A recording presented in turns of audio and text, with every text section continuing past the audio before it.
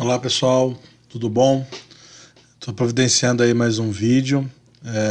Hoje a gente vai dar continuidade à unidade número 2, biodiesel, e nós vamos falar hoje sobre as tecnologias e os processos envolvidos para a produção do biodiesel. Espero que vocês curtam a aula e qualquer dúvida é só me procurar. Bora lá. Pessoal, na aula passada a gente parou aí no slide número 28, a gente finalizou a questão das matérias-primas, né? E agora a gente vai passar isso para a parte de tecnologia, ok? A gente viu lá nas matérias-primas os diferentes tipos de matérias-primas para a produção do biodiesel, e aqui eu coloquei um fluxograma sobre as cadeias produtivas, tá? A partir do como a gente pode produzir biodiesel. Então, nós podemos a partir de animais vivos, né? Por exemplo, até a parte, né, da indústria de couros e peles, como os abatedouros, frigoríficos, até próprio curtume, né, onde a gente consegue extrair a gordura dos animais para a produção do biodiesel. A mesma coisa acontece aqui através da lavoura ou de plantios de oleaginosas, que a gente destacou bastante, principalmente no nosso país, que é utilizado o biodiesel, o óleo de soja, né? Então, existe uma extração e depois outro refino, que a gente vai estar explicando hoje, e depois a própria produção do biodiesel. Óleos e gorduras, como esses resíduos, né, comerciais, industriais, como óleos residuais, né, e também a possibilidade, ou também a própria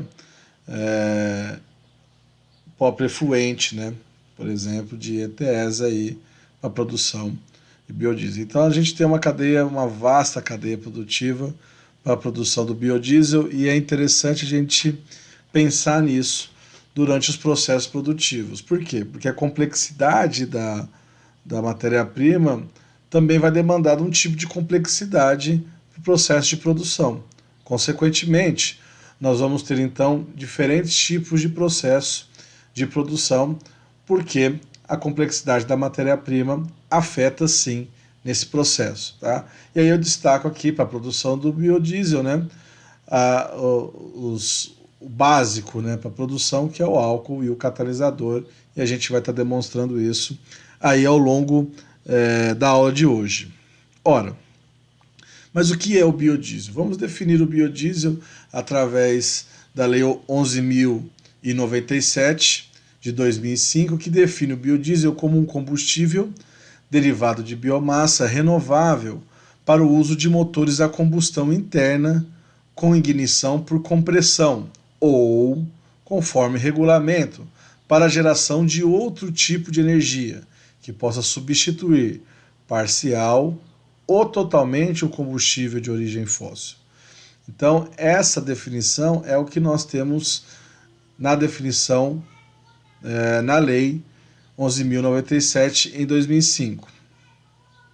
Nós podemos aplicar também esse termo através do quê? Para facilitar esse entendimento. Mistura de monoésteres graxos, que pode ser obtida a partir de modificações químicas de óleos vegetais ou gorduras animais, e é regulamentada pela Resolução 45 da ANP. Tá? Então, biodiesel basicamente vai ser o que então, pessoal? Vai ser então essa mistura de monoésteres graxos, beleza? Então a gente vai conseguir produzir por diversas rotas, ok? Por que a gente não usar o óleo vegetal como em motor a diesel? E aí eu vou explicar para vocês uma diferença entre as estruturas químicas que tem em cada uma delas. Então essa aqui é a estrutura do diesel, tá vendo? Um hidrocarboneto, tá? O diesel é lógico, é uma mistura complexa sua composição é complexa, então basicamente a gente tem uma estrutura de C16H34, e aí você vai perceber o seguinte, que há necessidade do tratamento. A partir do momento que a gente coloca esse ácido graxo, geralmente, né, esse ácido graxo, ele vai vir na forma de um triacilglicerídeo, um triglicerídeo. Então você pode observar que a estrutura ela é completamente diferente.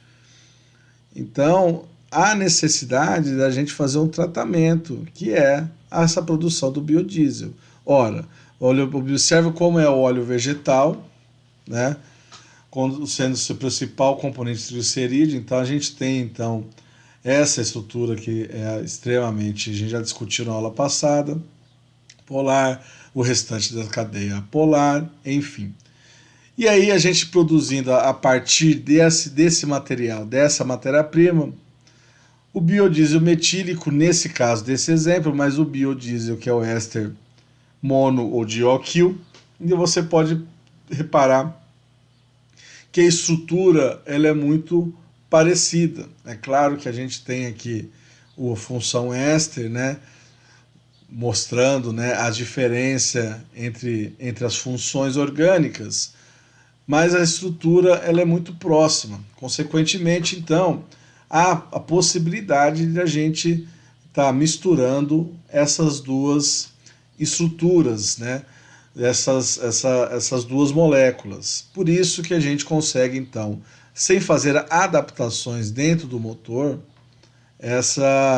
a mistura entre o biodiesel e o diesel a partir do combustível fóssil. Tá? Então, quimicamente, na estrutura dela, elas são bem semelhantes, né? Ora, mas como nós podemos fazer isso? Temos diversas formas de produzir biodiesel. Tá? Eu vou apresentar para vocês a principal delas. As principais, na verdade. Né? Bom, nós temos o processo de transterificação, o processo de esterificação e o processo de interesterificação. Então, esses três processos eles já são processos que são pré-fixos. Então, você não coloca, você vai ter uma matéria-prima e vai utilizar esse processo. Qual que a gente mais utiliza hoje, nacionalmente? O processo de transterificação. Né? Mas, dependendo da complexidade da matéria-prima, nós temos os processos híbridos. Tá? E como é esses processos híbridos? Na verdade, são junções dos processos básicos. Né? Ou seja, uma esterificação, depois um processo de transterificação, ou os dois processos de forma simultâneas, ou também nós podemos ter o processo de hidroesterificação. Então vai depender muito de como vai ser essa matéria-prima.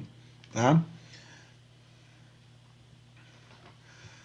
Para a produção de todos esses processos, a gente viu lá no primeiro slide que a necessidade do quê? A necessidade de um álcool e a necessidade de um catalisador. Então, nós vamos ter então processos que possuem uma catálise homogênea e processos que também nós temos a catálise do tipo heterogênea. Quem lembra, né? O que é um catalisador homogêneo?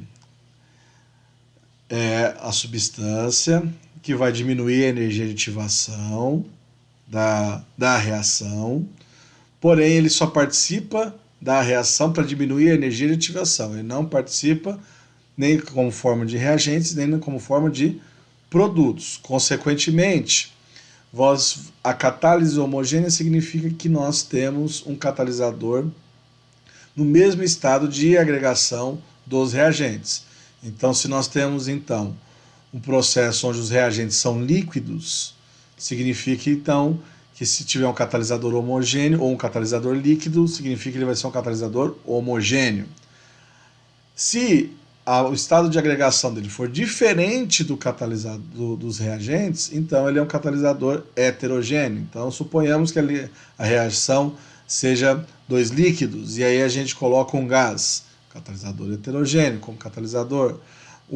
Colocamos um sólido na reação como catalisador, então ele seria um catalisador heterogêneo. E aí a gente vai ter catalisadores então do tipo básicos, lamelares e ácidos. Também lá nos homogêneos nós vamos ter então ácidos e bases, né? E a própria produção de biodiesel de catálise de forma enzimática. Então nós temos essas três possibilidades aí de catálise dentro da produção de biodiesel. O primeiro processo que a gente vai ver é o processo que é o mais comum deles, é o processo onde que nacionalmente a gente mais produz, que é o processo de transterificação em meio alcalino homogêneo. E a gente vai perceber que vai ter rotas distintas, né, em relação a esse tipo de transterificação. Tá? Bom, ele é o mais utilizado industrialmente para a produção do biodiesel. Essa aqui é a reação dele, então você observa a triacilglicerídeo reagindo com o álcool.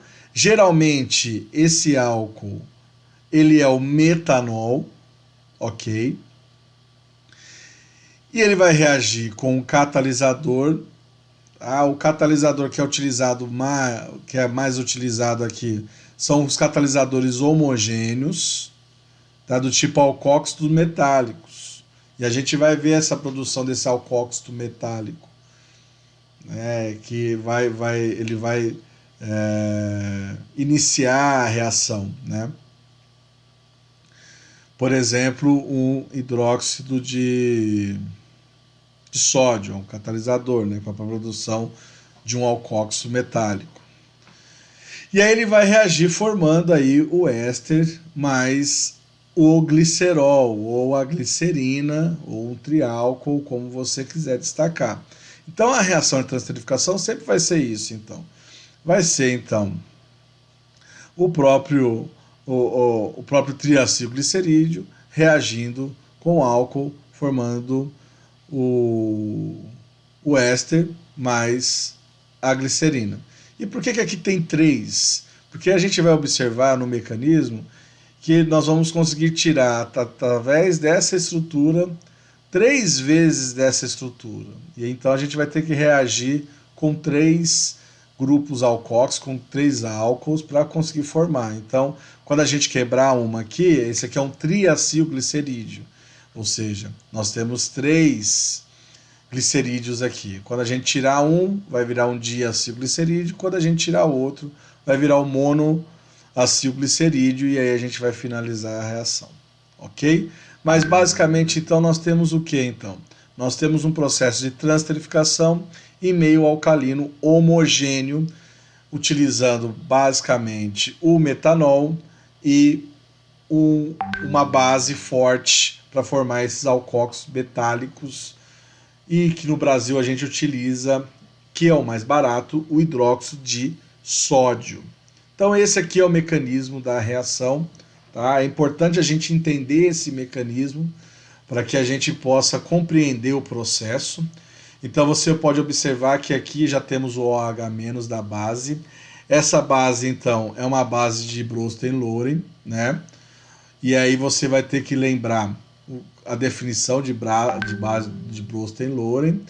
E aí, no caso, geralmente é utilizado...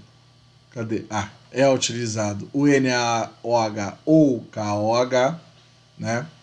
Mas o Brasil é mais barato, o NaOH.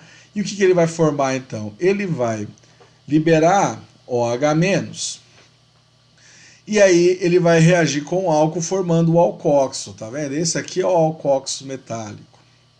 Consequentemente, ele vai ser o quê? Um bom nucleófilo.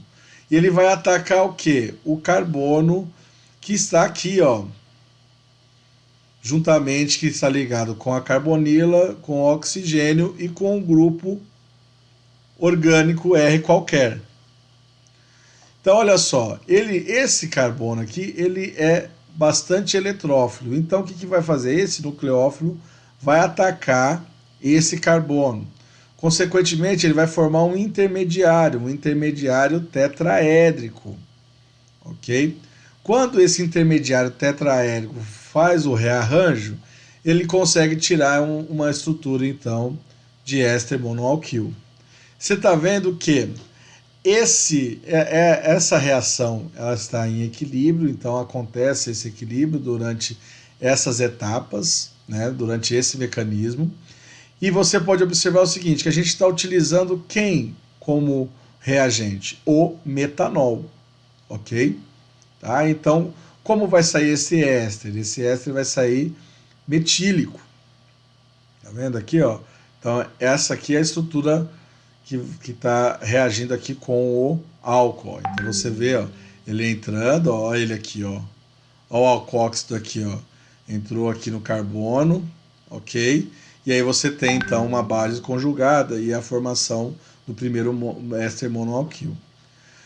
O que vai acontecer, então? Vai acontecer mais 3 vezes essa etapa. Consequentemente, a gente vai ter, então, a reação global, que é essa reação, primeira reação aqui, ok? Bom, você está observando aqui, então, que você tem aqui, então, a base conjugada, o dióxido-glicerídeo, tá vendo aqui que essa base conjugada do dióxido-glicerídeo já tem a formação já, e aqui você já observa já a formação já como vai formar o próprio glicerol, né? Então você tem então a reação também dependendo, né, com a água ou com o metanol, e aí esse oxigênio que está de carga negativa, ele vai se juntar então com ou o hidrogênio da água ou o próprio hidrogênio do metanol para formar então esse álcool aqui, que depois vai acabar se transformando em triálcool ou na glicerina. Tá? O mecanismo etapa por etapa é interessante a gente entender. Okay? Às vezes eu vou até passar na lista para vocês, para que vocês possam ter resolver esse mecanismo.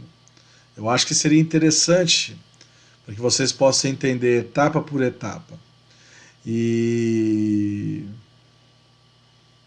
aí qualquer coisa vocês, se vocês não tiverem, relembrar os conceitos de orgânica. Isso eu estava tentando lembrar. Relembrar os conceitos de orgânica 1, conceitos de orgânica 2. Ok? Bom, então olha só, aqui está aqui, ó, o mecanismo, né, do mesmo jeito, né? Até coloquei outro aqui, mas aqui tá a forma que voltando a carga, né? E virando um bom grupo abandonador e ele saindo aqui. Tá? Então, basicamente, então esse é o processo de transterificação. Bom, a água, ela provoca hidrólise dos ésteres, diminuindo o seu rendimento. Então, quando tem água nesse processo aqui, acontece o processo de hidrólise. Tá? Então, hidrolisa. E aí você não tem mais a parte de você ter um éster monoalquil. Aí você vai formar o quê? Você vai formar um ácido carboxílico. Entendeu?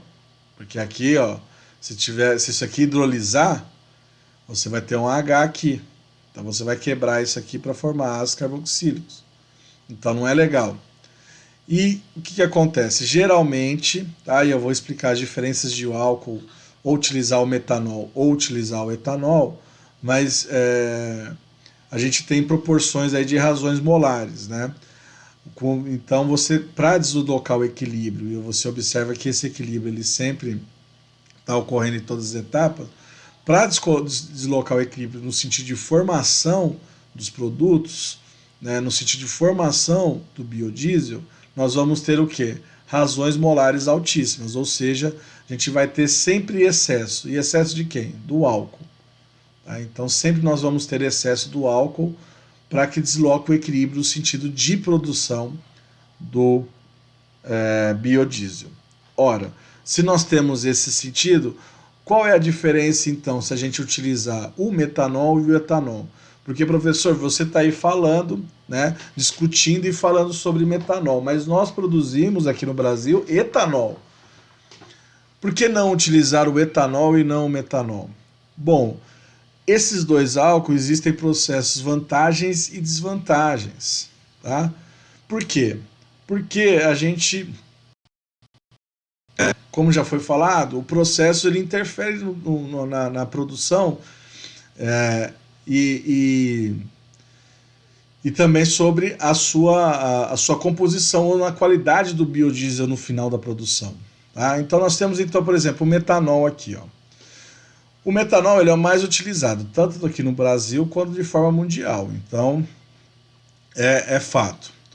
O custo dele é menor, tá? Não em relação no caso do nacional, tá? Mas em escala mundial ele é menor. Aqui é o álcool, o etanol, ainda conseguimos ainda estabelecer um preço bem equilibrado em relação aos dois. Porém, é, a nível mundial não. Então, na verdade, o metanol é mais barato que o próprio etanol. A base conjugada é um bom nucleófilo, por ser pouco volumoso. Então, quando a gente foi lá e fez o ataque do carbono eletrofílico, você vê então que não existiu um impedimento estérico, ou se o impedimento estérico existir, ela foi muito pequeno, porque na verdade ele vai atacar por baixo. Então, quando ele ataca por baixo, o que vai acontecer? Se ele é um grupo muito volumoso, ele vai ter o impedimento de conseguir entrar, ou vai ter mais dificuldade de entrar. Se ele é pequenininho, opa, meu microfone. Se ele é pequenininho, então o que vai acontecer então? Ele vai entrar de forma tranquila.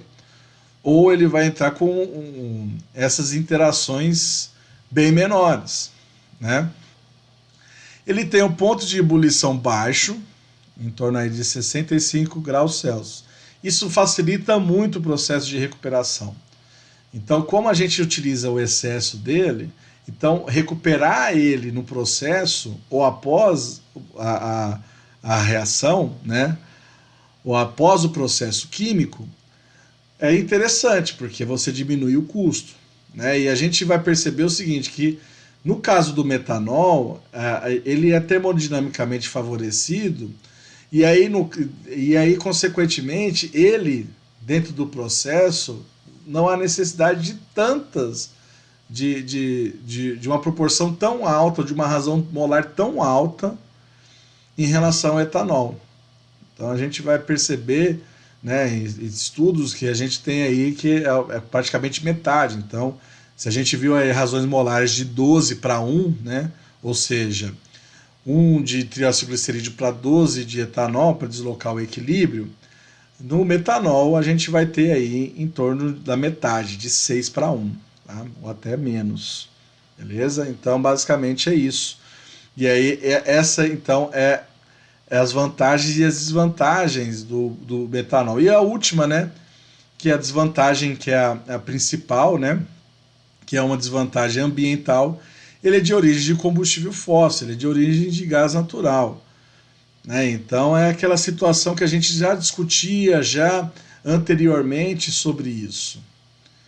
Você utilizar dentro de um processo que aí você fala que é um combustível que é verde, mas eu utilizo o combustível fóssil, que eu estou querendo retirar isso da nossa atmosfera, ou tentar minimizar isso, então não é tão, tão ambientalmente falando assim, né? Dentro do processo. Então essa é uma desvantagem dele, tá? Agora, se a gente falar aí do etanol, quais são as desvantagens dele? Bom, o etanol, vantagens e desvantagens, né? O etanol, primeiro, é produzido da cana-de-açúcar, ele é produzido aqui no Brasil, show, perfeito. Ele não é tóxico, o metanol é extremamente tóxico, tá, pessoal? É extremamente tóxico, tanto é que, se você ingerir numa pequena quantidade, ele deixa a pessoa cega, tá? Ele traz cegueira. E não só isso, se você ainda continuar ingerindo, é levado à morte, mesmo uma quantidade pequena. Se não me engano, e aí às vezes eu posso estar até falando bobagem, mas se não me engano, a dose letal é em torno, aí não sei se é de 40 ou 50 ml somente. Então você, é um cálice, se você bebe, morre. Para a cegueira, eu acho que é em torno de 10 ml, se não me engano. Tá? Então tem que tomar muito cuidado. Existia, igual o pessoal às vezes faz um processo aí de produção de cachaça, né? E tinham as cachaças que eles vendiam, cachaça de cabeça, que saía um pouco azulada, que ela tinha uma grande quantidade de concentração de metanol. Então teve várias pessoas que ficaram cegas por conta de ingerir essa cachaça. E detalhe, essa cachaça os caras vendiam ela mais cara, porque como era azul, era diferente, eles falavam que era mais forte, né? mas na verdade a cachaça de cabeça a gente sabe que é a primeira destilação saindo, né? Então tem vários tipos de impureza, né? Que a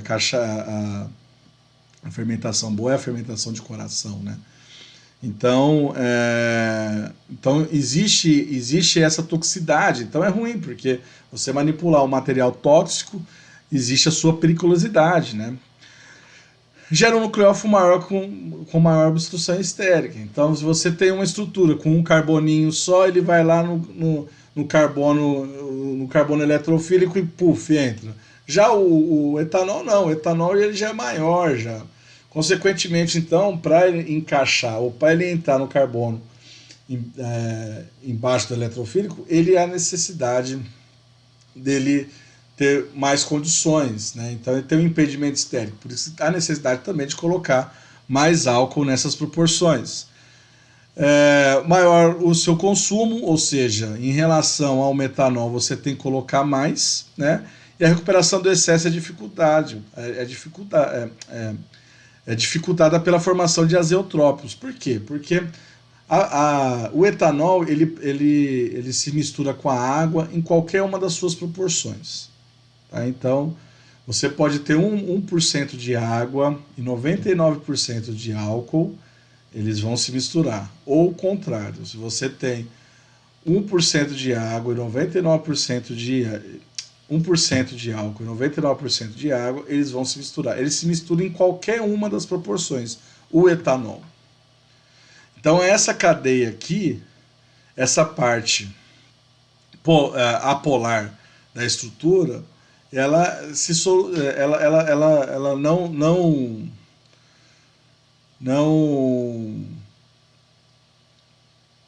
não traz ela não se torna insolúvel, né, as suas interações com a água. Consequentemente, então, você não tem, tudo se mistura. Essa mistura azeotrópica é muito complicada a gente tirar, né? Não é uma coisa simples ou só um processo de destilação simples que você consegue retirar essa parcela do álcool com a água. Então o custo ele é maior, beleza? Então olha só, eu até trouxe para vocês aqui um trabalho, né, do livro que é uma das minhas referências, né, que ele traz as diferenças aí da rota metílica e da rota etílica. Então você pode observar o seguinte, que a conversão na rota metílica ela é maior em relação à etílica, tá vendo? O processo de glicerina, tá? Então, ou seja, a formação de glicerina ela é menor em relação à etílica, e aí se a gente falar de glicerina, é um subproduto do processo do biodiesel, porque você quer o biodiesel, você quer o combustível, né? Então a glicerina é um subproduto, quanto menos você produzir, melhor. Você vê então que a quantidade de álcool ela é menor para a produção, então a quantidade de álcool por 100 litros de biodiesel, um usa 90 quilos e o outro 130 quilos, então ela é uma quantidade menor. O excesso também é menor, tá vendo? 100% com 650, então geralmente aí, ó, é uma quantidade muito grande do excesso em relação a uma ou outra. A própria temperatura, né, da reação ela é menor, então você vê que ela se converte mais, produz menos subproduto, usa menos, tá? E usa a temperatura menor e o tempo de reação é menor. De 45 para 90, você vê que é o dobro, né? Lógico, isso aqui que são quantidades médias, e a ideia é a gente conseguir compreender a diferença de cada uma das rotas. Então, a gente tem um processo, então, olha só, a gente tem um processo de transterificação de catálise homogênea, beleza? Essa transterificação de catálise homogênea, a gente tem duas rotas, ou etílica ou ametílica. Qual que a gente usa? A gente usa a metílica. Tá? Qual o catalisador que a gente usa para a produção nacional? Hidróxido de sódio. Então é importante a gente saber isso. Tá? Eu trouxe até um estudo aqui, né, E o gráfico, ó, comparativo de conversão utilizando metanol e etanol, nesse caso aqui, óleo de girassol. Óleo de algodão, desculpa. Óleo de algodão. Ó. Então, só para que a gente possa as diferenças matérias-primas, mas olha só, você tem aqui um grau de conversão, ó, chegou ao grau total, ó, de metanol num tempo bem menor do que do etanol. Então você tem então uma curva aqui, ó, do metanol numa reação, uma conversão bem mais rápida do que do etanol, tá vendo? Então é por isso então que o metanol a gente utiliza mais. Então tem várias vantagens, né? Várias vantagens mesmo. Beleza? Bom, e o processo de transterificação tem os seus problemas? Porque como a matéria-prima é complexa, é somente por conta do reagente álcool? Não, não é somente por conta. Nós falamos lá alguns slides para trás, quando a gente está falando sobre o mecanismo, que a água interferir demais, o processo de hidrólise interfere demais. Ou seja, você tem que ter então uma matéria-prima que seja relativamente nobre, ou que às vezes há necessidade de passar por um pré-tratamento antes dele começar a ser tratado ou antes de ser produzido como biodiesel. E a gente vai ver, por exemplo, são matérias-primas que possuem o quê? Uma acidez muito baixa. Por quê? A acidez pode ocorrer esse tipo de problema, tá? Então, ó, o hidróxido, esse tipo de problema que eu vou relatar aqui agora para você, que é esse aqui, ó, a formação de sabão na produção do biodiesel. Olha só, o hidróxido de sódio é empregado em quantidades que variam de 0,3 a 1%, sempre medido em relação à massa de glicerídeo de triacilglicerídeo empregada. Então, se você tem excesso também de catalisador, pode zoar, ele pode reagir com o quê? Com o próprio éster monoalquil. Tá vendo que quando ele pode reagir com o éster monoalquil, o que ele vai poder formar então? Ele vai reagir, a própria base, ele vai continuar reagindo, então você tem esse carbono aqui da carbonila, que a gente já sabe já que ele é extremamente eletrofílico, ele entra, a carga negativa vai ficar na parte superior, essa parte negativa na parte superior, quando ela retorna, o que ela vai formar então? Ela vira um grupo abandonador e ela forma o quê? Ela volta com o íon alcóxido, que a gente utilizou lá no começo da reação, que a gente utilizou lá para a formação para a reação dos acilglicerídeos, ok? E vai formar o quê? Um ácido carboxílico. Então isso é ruim. Isso é ruim. Excesso de catalisador prejudica no processo de produção. Outra situação, olha só, o que pode acontecer? Você tem aqui então esse ácido carboxílico produzido pode ainda continuar, porque tem excesso catalisador, pode reagir e formar o quê? A água. E ele vai formar o que aqui? Você tem Na+ aqui, ele acabou de formar o que aqui? Sabão. Então, o que vai acontecer então? Se você não tem o controle desse processo, acaba que você produz um biodiesel de baixíssima qualidade. Pensa, você colocando aí partículas que tenha sabão dentro do motor do caminhão, por exemplo, da sua caminhonete. Não seria uma coisa interessante. Tá? Então, olha só, como é essa matéria-prima para esse processo de transterificação em meio alcalino homogêneo?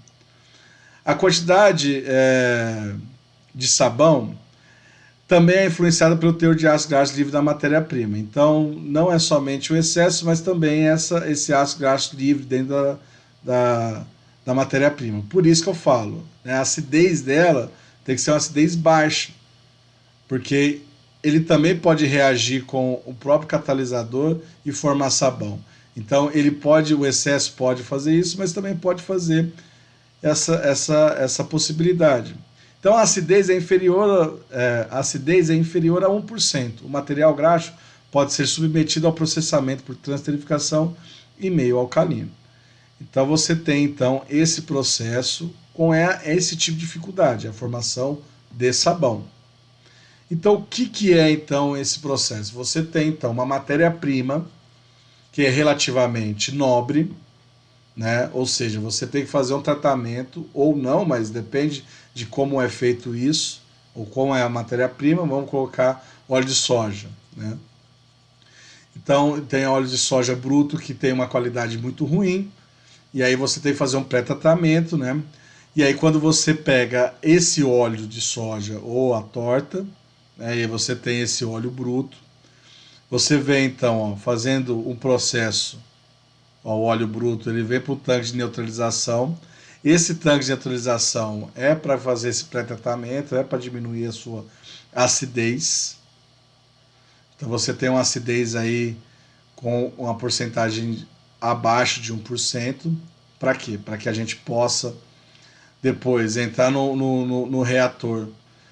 E esse reator ele vai ser alimentado pelo quem?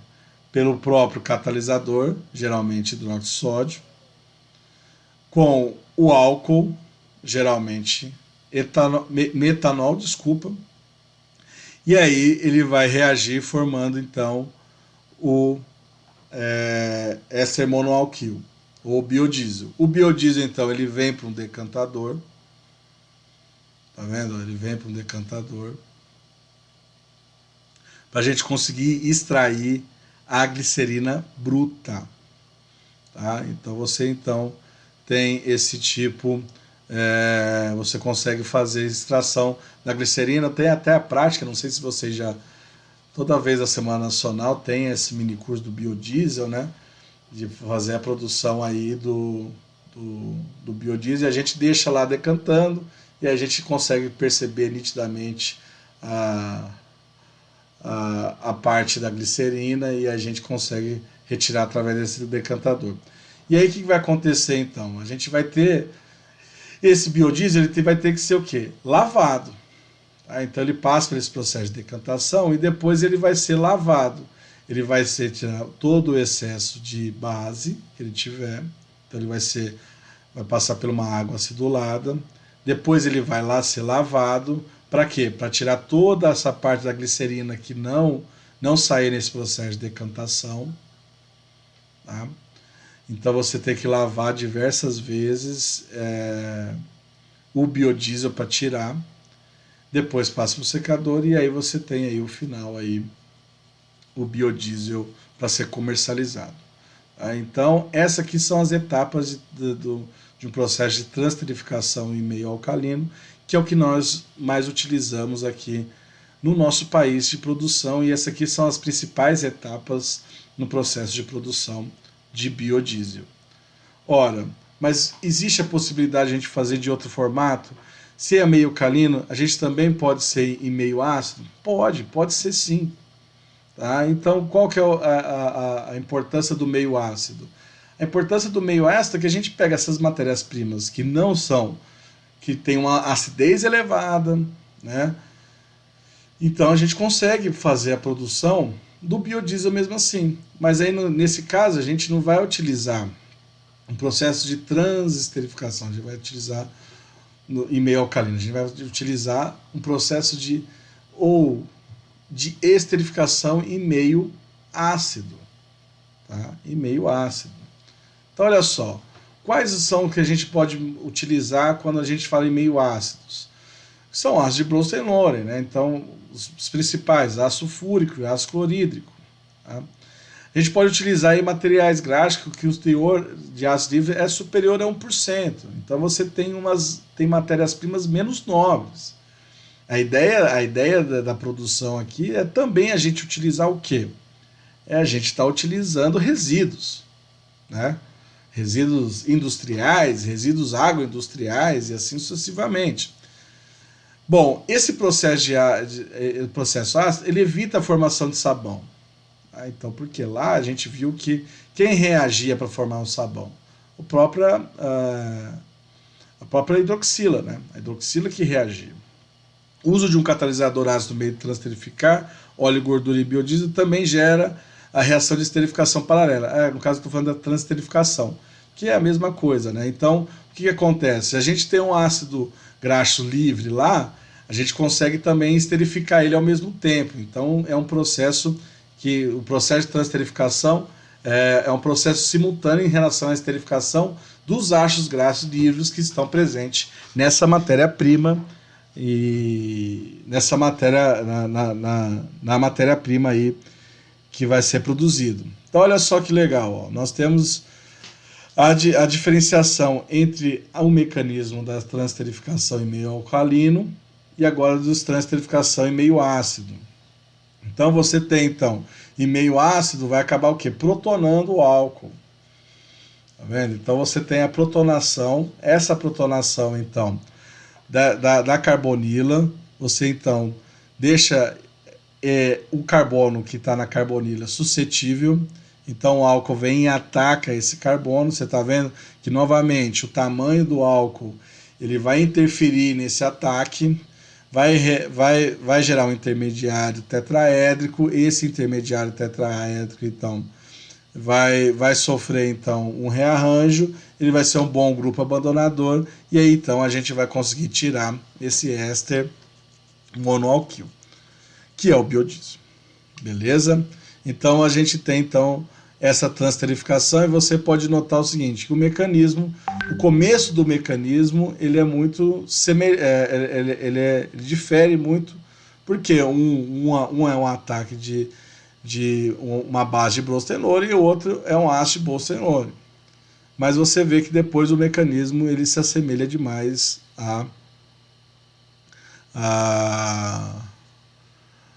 os dois mecanismos de transesterificação se assemelham, né? As diferenças são realmente nessa etapa aqui de rearranjo. Então, pessoal, a gente entender isso é tranquilo, tá? Então, olha só, o bom eletrófilo, então, basicamente é isso.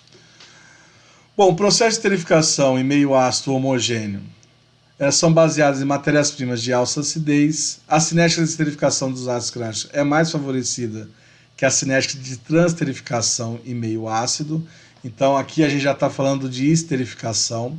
Tá? Então, aqui a gente tem uma transesterificação, e essa transesterificação do acilglicerídeo, do triacilglicerídeo, ela vai realizar por etapas, e aqui você pode observar que a gente tirou apenas um, né? Aqui você já então esse aqui é um diacilglicerídeo, ele vai continuar a reação, e aqui você tem só a esterificação, né? Então é lógico que a cinética ela vai ser favorecida em relação à transesterificação. Quando se utiliza os materiais graxos que elevam a acidez na alcoólise e meio ácido, duas reações de síntese são executadas simultaneamente. Os ácidos graxos são esterificados e os triacilglicerídeos são transesterificados, sendo obtido monoéster graxo em ambas as reações. Então a gente tem então a transesterificação e a esterificação, e aí como eu falei no slide anterior, né, a gente tem as duas reações simultaneamente. E a interesterificação. No caso da interesterificação, é o processo que reage com acetato de metila ou etila, levando à formação do biodiesel e a triacetina. Tá? O que seria essa triacetina? A triacetina é um líquido oleoso utilizado como plastificante de acetato de celulose, contido nos filtros do cigarro, como acelerador de cura em resinas de autocurado, indústria de fundição, como agente fixador, entre outras aplicações. Tá? Então, quando você tem essa possibilidade de fazer pelo acetato de metila também, beleza? Essa interesterificação. Eu não trouxe o mecanismo da interesterificação, deixa eu ver se eu trouxe. Não, eu não trouxe o processo porque é um processo que a gente vai se concentrar mais no processo de transesterificação e esterificação, tá? Mas eu trouxe para você a reação para que você tenha noção também que é possível fazer esse processo de interesterificação dentro da produção, e aí no caso não vai formar o glicerol, né? Vai formar a triacetina. Então você tem então um subproduto com diversas aplicações, né? Que e você não vai liberar glicerina, né? Então você tem a triacetina, e aí você também tem essas várias atribuições desse subproduto, né? É claro que a gente sempre vai pensar que a gente tem que usar tudo, Então produziu glicerina, produziu triacetina, vamos aplicar, vamos vender. Então é o processo, né? Você tenta maximizar o máximo possível para você ter um retorno maior possível. Beleza? Bom, e os processos híbridos? Os processos híbridos, eles podem, né, e a gente já até falou simultaneamente, né, possibilitam o uso de materiais graxos alternativos, como óleos vegetais, brutos, borras de refino, óleos utilizados em frituras. É que eu falei para vocês sobre a complexidade. Né? Então você está vendo que aqui são geralmente materiais, são difíceis. Então, óleo vegetal bruto, né, resíduos, borra de refino, óleo utilizado em fritura. Então há necessidade aí de um processo mais complexo. Então são alguns exemplos: a esterificação seguida por transterificação, a esterificação simultânea à transterificação, a hidrólise seguida da esterificação, ou a própria esse processo, né, é chamado de hidrólise seguida de esterificação, ou é chamado também de processo de hidroesterificação. Esse aqui é um processo de esterificação seguida de transterificação. Geralmente aí, às vezes, matérias-primas que possuem uma acidez muito alta e que esse óleo, né, ou que essa matéria-prima não tem a possibilidade da gente fazer um pré-tratamento anterior, então a gente aí faz utilizando o processo de esterificação seguida de transterificação. Então você pode observar que vem o óleo vegetal, entra no reator, o reator já tem metanol e ácido sulfúrico. Então aqui você tem então um processo de esterificação em meio alcalino homogêneo, tá vendo? É um processo híbrido. Então aqui você já tem o que? Toda a acidez livre e todo o processo de transterificação que é possível acontecer aqui. Mas qual que é o grande importante? Quem que ele está querendo pegar aqui? Todo o ácido graxo livre que está dentro desse óleo. Então ele produziu, beleza? Depois que ele produziu, ele vai fazer então uma limpeza, tá vendo? E aí ele passa aqui para o próximo reator, que aí ele vai neutralizar juntamente com a base para formar o alcoóxido betálico. Então, aqui ele vai fazer então uma transterificação em meio alcalino. Depois acontece etapas de lavagem e aí a formação do biodiesel. Então, a possibilidade então, de formações de híbridos dependendo aí da matéria-prima, tá vendo? Então, faz um e o outro lá. Então, nós temos os dois. A esterificação seguida da transterificação, é importante ressaltar que a cinética da esterificação ácida é mais favorecida que a cinética da transterificação ácida. Então, por isso que colocou o processo primeiro de esterificação primeiro. E aí então, a tendência é que reaja primeiro com esses ácidos graxos livres. Né? Dessa forma, os ácidos graxos livres presentes no material graxo podem ser rapidamente convertidos em ésteres metílicos ou etílicos. A transterificação do triacilglicerídeos remanescente pode atingir uma situação de equilíbrio químico em menos de 1 hora. Então, na verdade, ele é possível então fazer esse tipo de situação. Aqui é o mecanismo, né, do processo de esterificação e o processo de transterificação. Então, na verdade, é a junção dos dois, e aqui no caso a gente tem aqui, né, o catalisador em cada um deles, né? Então você tem um catalisador da superfície, nesse caso os dois processos de esterificação e transterificação. Nesse caso aqui você tem catalisadores ácidos, né? Então basicamente é isso, e que não muda muito do que a gente viu nos slides anteriores, tá? Mas é mesmo só para que você possa entender que aqui ele está reagindo com ácido graxo, né? E aqui ele está reagindo com triacilglicerídeo. Então aqui ele vai esterificar e aqui ele vai transterificar. Bom, e o processo de hidroesterificação? O processo de hidroesterificação é primeiro o processo de hidrólise para depois o processo de transterificação. E por quê? Porque quando eu falei lá quando a gente estava falando de transterificação alcalina em meio homogêneo, nós estávamos falando de quê?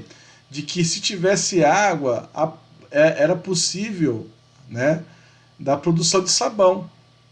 Então, se tem então uma elevada acidez no processo, ou se tem muita água, né, ou se tem água dentro dessa matéria-prima, então é muito fácil acontecer na produção de sabão.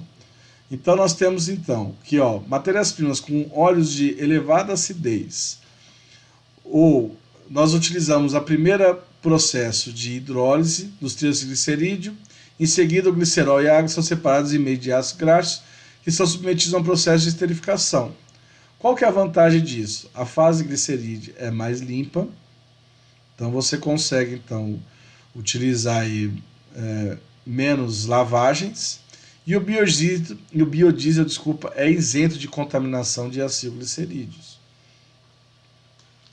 Então você tem então primeiro o processo de hidrólise, então você tem essa quebra, né? Você forma todo o triacilglicerídeo em ácidos graxos livres e depois reage a esses ácidos graxos livres para a formação do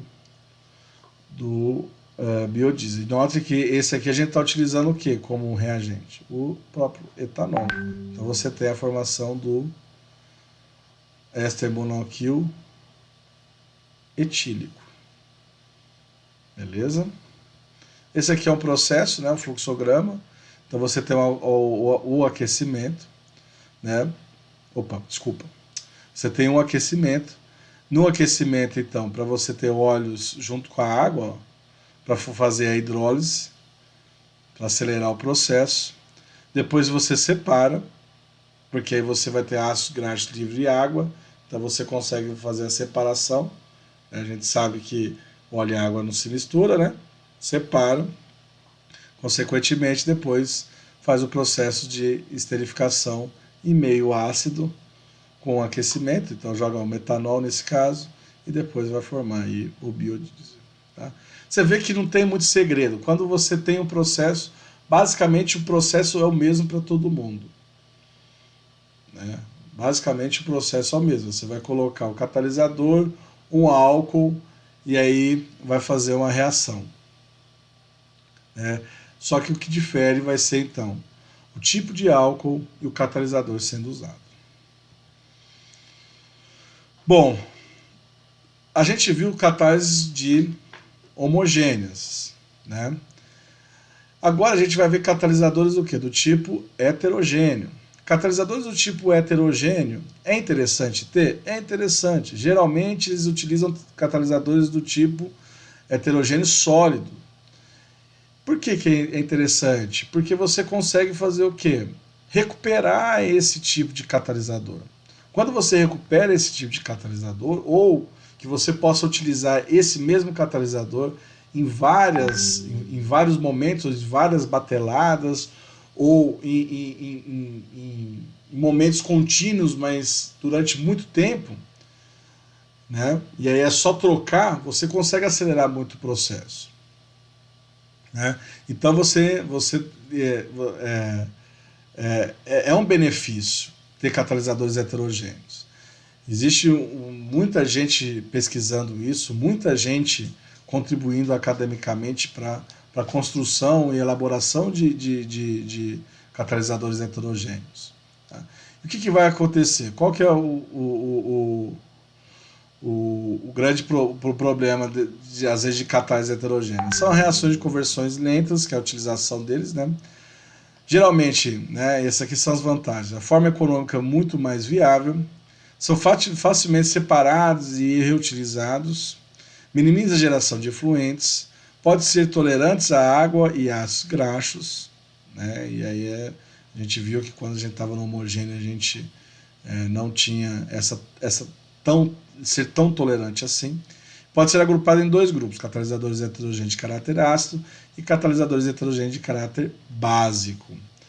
E aí, no caso, a gente tem dividido esses catalisadores por zeólitas, né, ácidos ou sais inorgânicos, compostos de coordenações, resinas, ácidos e bases orgânicos de materiais laminares, como hidroxilaminares, carboxilatos laminares, hidróxidos duplos lamelares, ou óxidos estruturados chamados LDOs, oriundos de calcinação e controlada na HDL. Então a gente tem vários tipos de catalisadores heterogêneos, né? Vários mesmo. E aí a gente tem alguns que tem um rendimento muito bom, e as vantagens que eu falei para vocês anteriormente, no slide anterior, elas valem a pena a gente gastar um pouco de energia, gastar um pouco de recurso, né, para que a gente possa conseguir achar um catalisador que a gente possa substituir de forma completa, por exemplo, o hidróxido de sódio. É difícil? É difícil. É difícil, né? É difícil. Mas, é igual eu te falei, existem matérias-primas que a necessidade de a gente produzir um catalisador um pouco mais robusto, né? Ou um pouco mais seletivo.